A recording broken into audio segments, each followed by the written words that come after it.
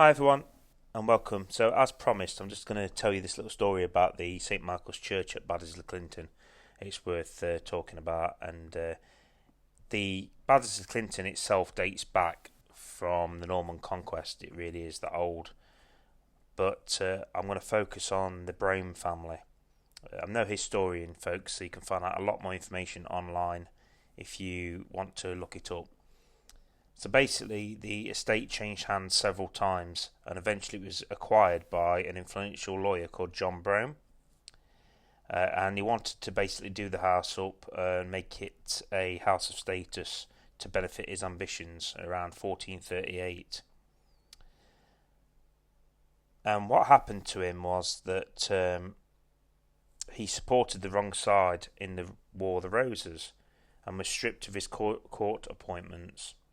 He had a quarrel with a man called John Hurtell, who was steward to the Earl of Warwick, the kingmaker, and it was over a mortgage.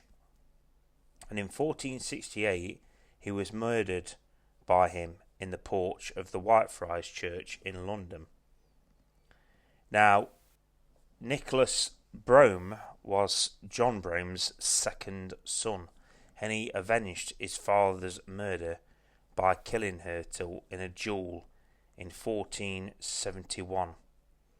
And for that he received a rather lenient punishment, and that was to pay for a priest to say daily prayers for the souls of both his father and John Hurtell, and pay Hurtell's widow 33 shillings and 4 pence.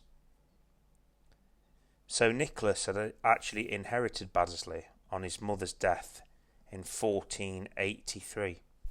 Upon doing so, he was also had the right to appoint a parish priest. And in 1478 he appointed William Foster to the position of parish priest.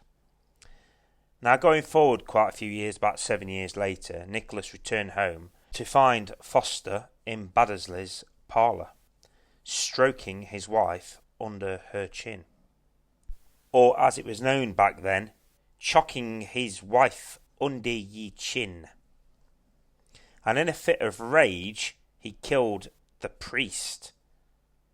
So yeah, he once again actually killed somebody. He basically drew his sword and killed him there on the spot.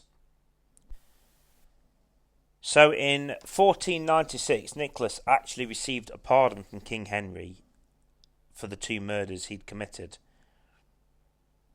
It turned out that his penance was to raise the height of the church and build the tower of Packwood Church.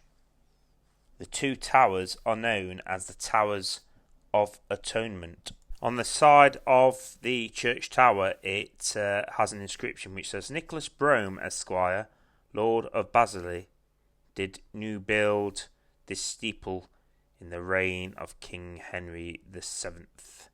He died in October 1517. He died extremely humble and penitent in 1517. And in his will, he asked that he should be buried within the church door, as the people may tread upon me as they come into the church. So he was actually buried stood up. And as you walk into the church, you actually walk over his head.